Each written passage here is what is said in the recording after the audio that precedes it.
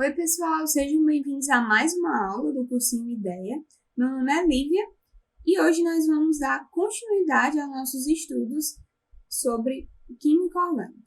Na aula passada, no vídeo passado, a gente falou um pouco sobre os hidrocarbonetos e algumas cadeias, algumas classes de hidrocarbonetos. A gente falou sobre os alcanos, os alcenos, os alcínicos, por aí vai.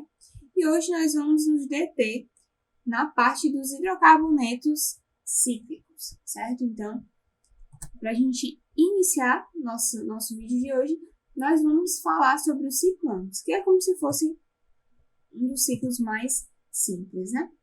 Então, os ciclanos, eles são hidrocarbonetos cíclicos, que só tem ligações simples entre os carbonos, e eles apresentam uma fórmula geral, que é o CnH2, certo? É comum a gente representar esses tipos de hidrocarbonetos por um ciclo ou um anel, e na nomenclatura deles, a gente adiciona o prefixo ciclo à cadeia principal, certo?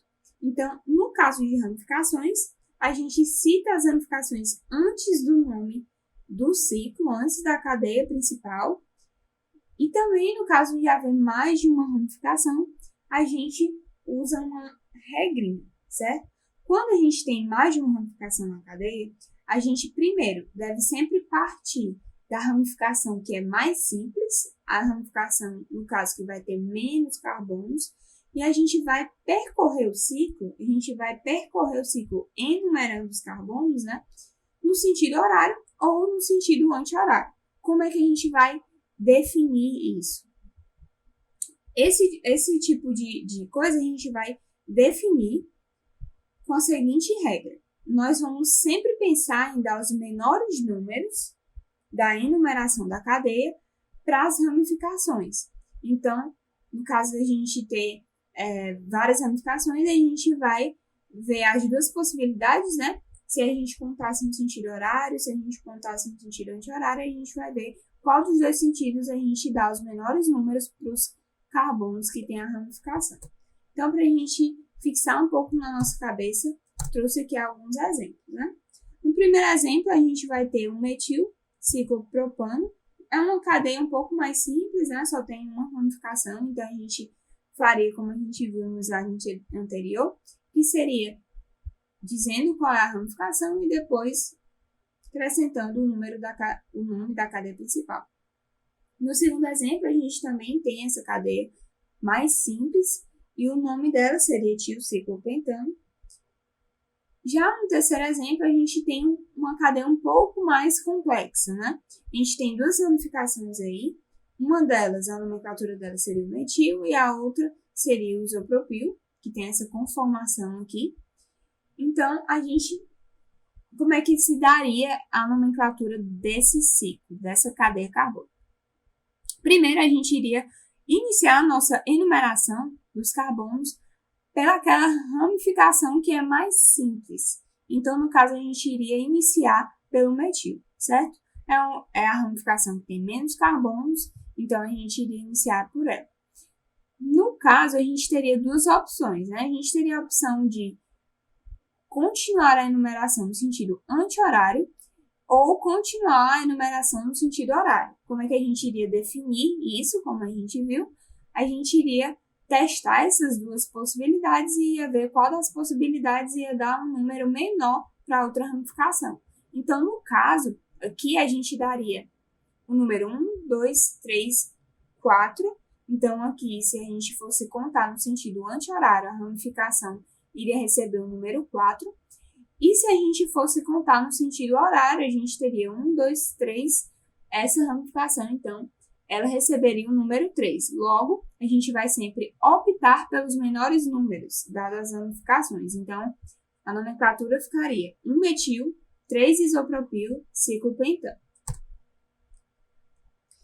Aqui nós temos também os carbonos aromáticos. Mas antes de a gente falar dos carbonos aromáticos, vale salientar que a gente também pode ter vários outros ciclos que tenham uma ligação dupla ou uma ligação tripla no ciclo, certo? Então, no caso de haver esses tipos de ligações, a gente vai ter um cicleno, um ciclino. Então, a única diferença na nomenclatura seria a gente trocar o infixo, que seria aquele nomezinho que sinalizaria se na cadeia tem uma ligação dupla ou uma ligação tripla. Então, no caso, ficaria ciclopropeno, ciclobuteno. Então, basicamente seria da mesma forma, adquiriria o mesmo nome de uma cadeia insaturada normal, como a gente viu nas aulas anteriores.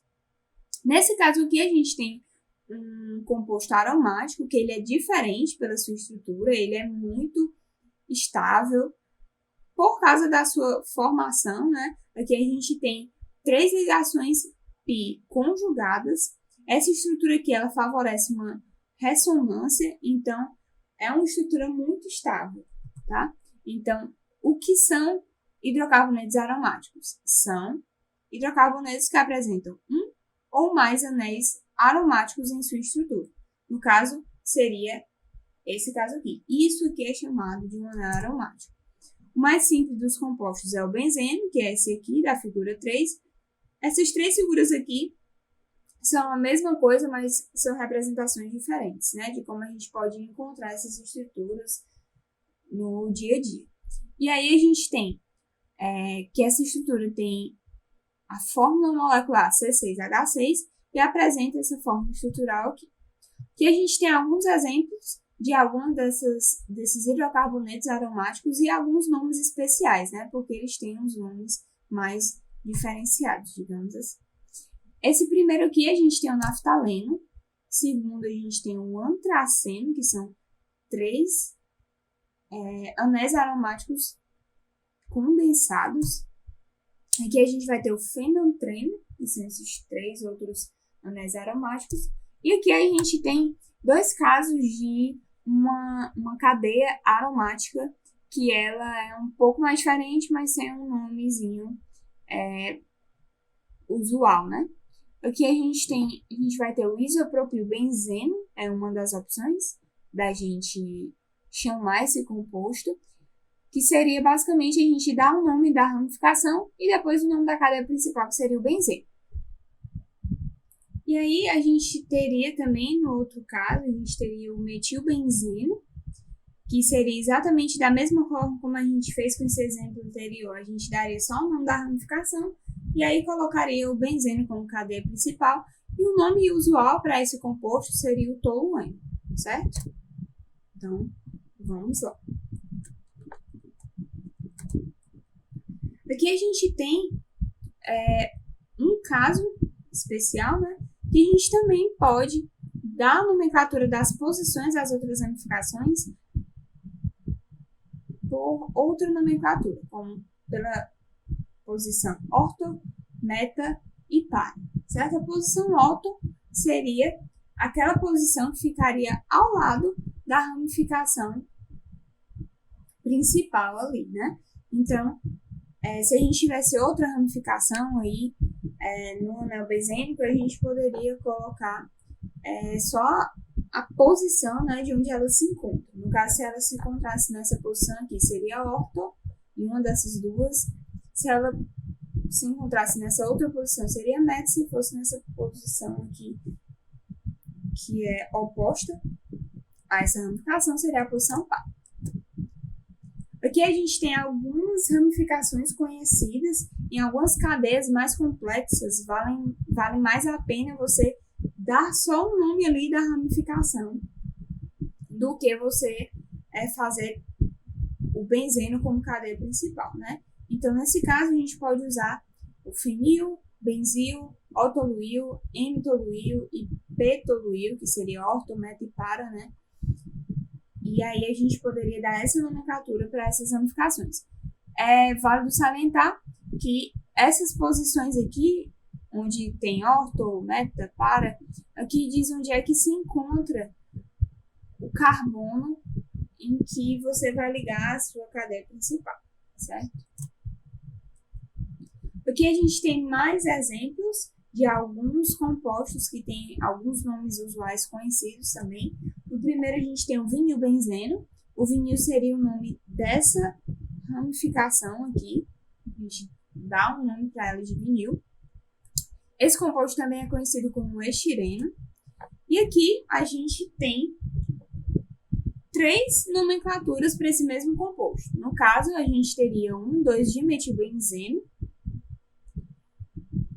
Seria a nomenclatura mais simples, digamos assim. A gente só sinalizaria onde é que estariam as ramificações e daria um nome para elas, né? Que no caso seria o dimetil.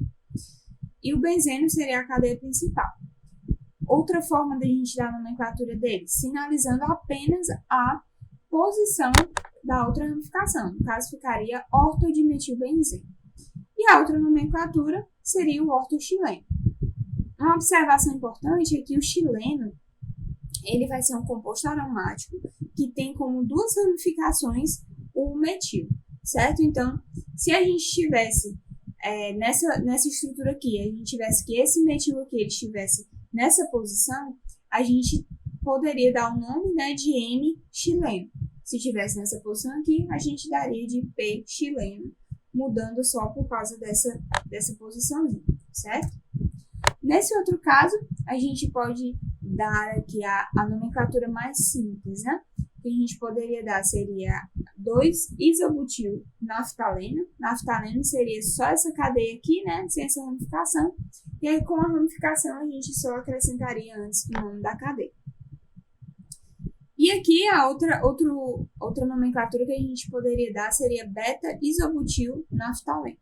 No caso naftaleno, a gente pode usar outra forma de sinalizar a posição de alguma ramificação que você queira colocar, né? Então, no caso, essa posição aqui que estaria diretamente ligada a esse carbono terciário aqui do composto, ela seria chamada posição alfa, certo? E aqui seria a posição beta.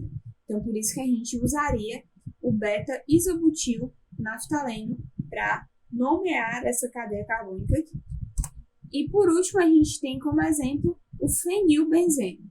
No caso, a gente vai ter um benzeno aqui no meio, né? E aí a gente usaria o fenil como ramificação e esse aqui como cadeia principal, né? O benzeno como cadeia principal. A gente poderia dizer que o nome dele seria fenilbenzeno e o nome mais usual seria bifenil. Então, pessoal, nossa aula terminou por aqui.